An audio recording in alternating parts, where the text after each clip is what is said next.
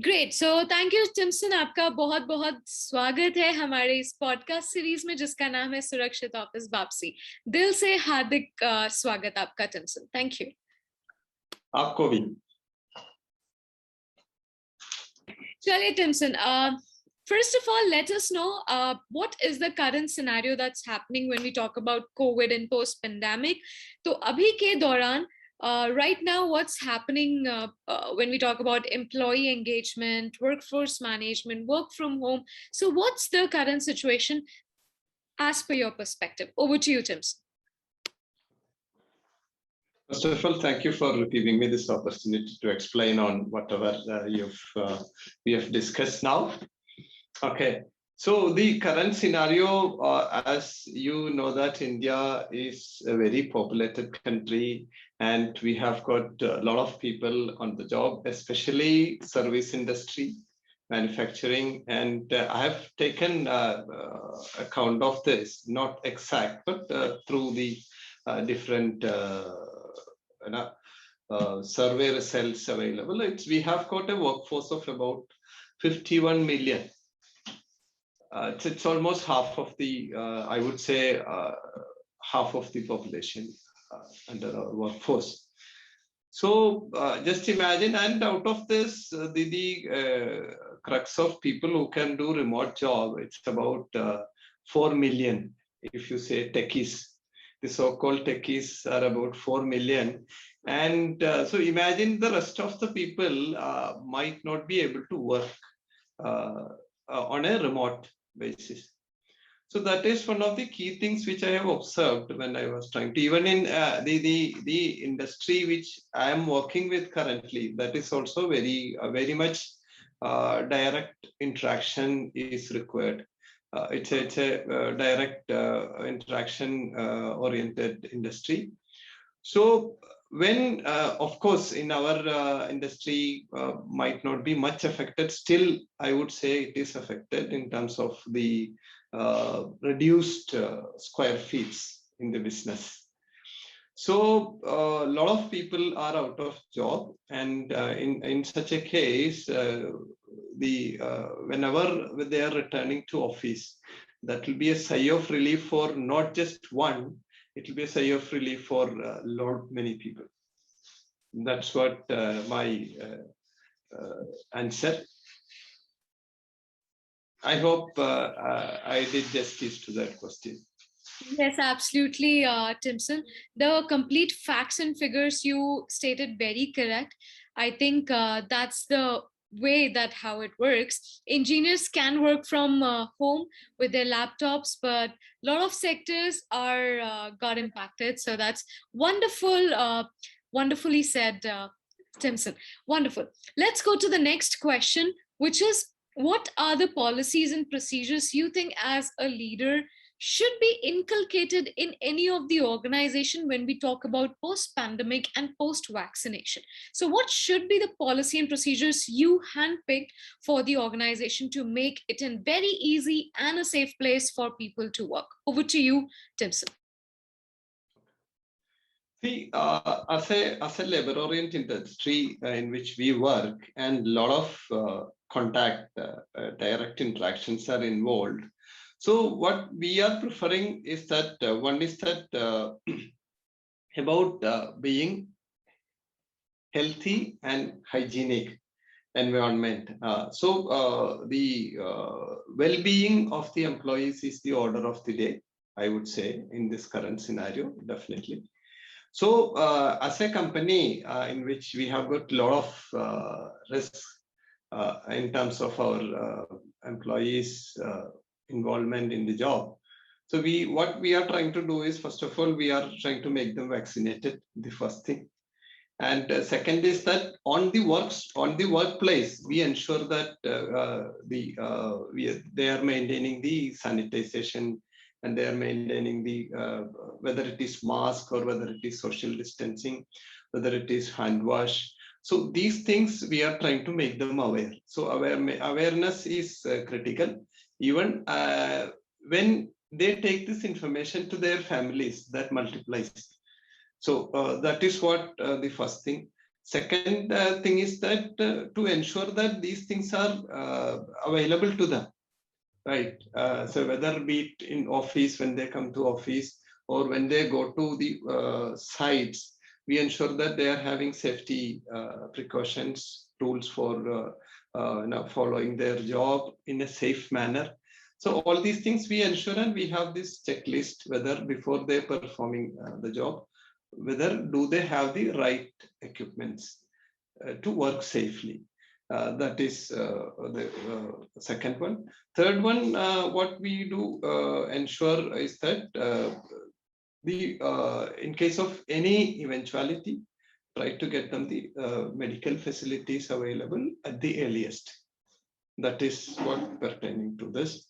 And as I said, our industry is little different. So, however, to the industry, to the offices which we serve, there also we ensure that our people are maintaining these norms, and we try to ensure the respective technology wherever it is possible are introduced, be it contactless checklist or be it in the other form of paperless, what you call documentation.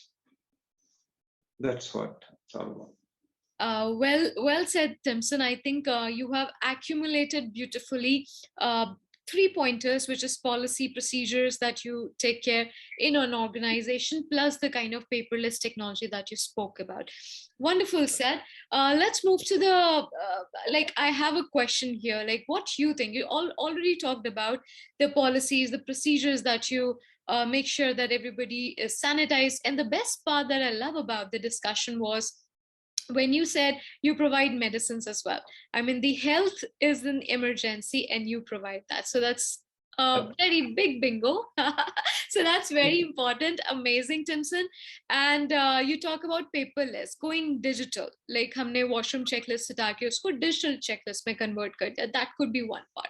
Wonderful, wonderful, great. Moving ahead, Timson, what do you think is the future of work? Like you said very correctly, there are sets of organizations. Few organizations might feel very comfortable working from home because they are techie. They just need a laptop and they can work even from Himachal as well. So, Right. so they don't need much space. But the problem arises when people have to manage facilities, to manage real physical space. That's where we need a lot of thought process to be taken. So, as a leader, Timson, what is your take on future of work? Over to you. Coming to that point, in fact, the future of work, it will not remain the same as we used to have before the pandemic, definitely. And there are 2 points. One is that companies are looking at the pros and cons, and many areas they found a lot of plus points. Many areas they found a lot of cons as well. I would say that the remote work or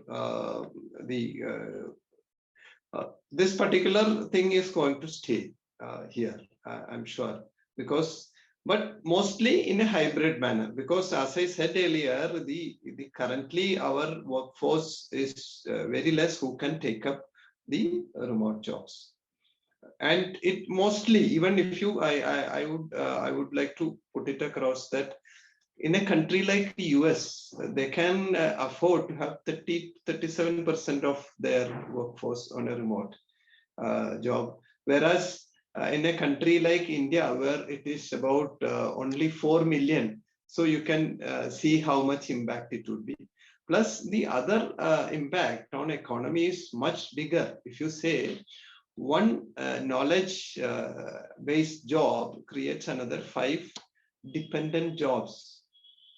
Yes. So what makes is that when these things are not happening at the workplace, then definitely it is not going to happen. And imagine the commuting becomes less and the office space becomes less. So automobile industry, manufacturing, real estate, all these things are going to get affected. The another part is that when these things are down, one is that people will be affected in terms of their income. And in turn, the government will also get affected in terms of the tax revenues. So it is going to be a really concern. But at the same time, looking at the scenarios, companies also will think about. So they will go for a hybrid. My suggestion is that what I think is that mostly it will be hybrid workplace. Wherever it is possible, to the maximum extent, they will put it on remote. Wherever it is not possible, they will put it on the other end. So so in those cases, what we need to ensure is that, as I said earlier, again, safety is the paramount. And in that concern, what we need to ensure is that the future of workplace will have a lot of contactless processes. Whether, suppose I am an employee, I will, before I enter, there'll be 1 or 2, 3 points survey. What is that? So that will be the first entry point. Then I will take my entry through the gate where it is thermal scanner is applied, and I'll reach a workplace where the workspace is sanitized through microbial protectors. That is one of the futuristic aspects. It's already, and we are offering to our companies as well. So microbial protectors will be there. Then when you are marking your attendance, the faceless, contactless attendance system will be in place. Then when you are when you are starting your job, you will have contactless or paperless invoices. You will get other documentation. Yes. So those things will be the key in tomorrow's workplace. Obviously, it's almost closer. So these are the things which I foresee, and certain things are already in place. So I'm sure that further innovation will happen, be it, and moreover, I foresee that the workplace, the workplace design will change. Workplace design will change, like there will be isolation for places for isolation will be there. There will be separate places for visitor management will be there. So in case of any eventuality, it can be taken up in that particular fashion. And another point is that flexible workspaces. So if I'm working in a quadruple workspace, again I can reshuffle. Suppose if I have little trouble, then mine can be in a single workspace. The other thing can be made flexible. And when you talk about the numbers are less, when the numbers are less in the workspace, you can again reshuffle the office space. Maybe you can add a coffee shop. The coffee shop can be a meeting room. So these are the things which we might have felt utopian in the earlier scenarios, but now these things are coming to place. That's what. Well said, Timson. I really appreciate you said absolutely correct. The real facts that you bring forward to all of us, stating clearly that this is the era where we talk about contactless. We have been talking about contactless since like 2017, 2016.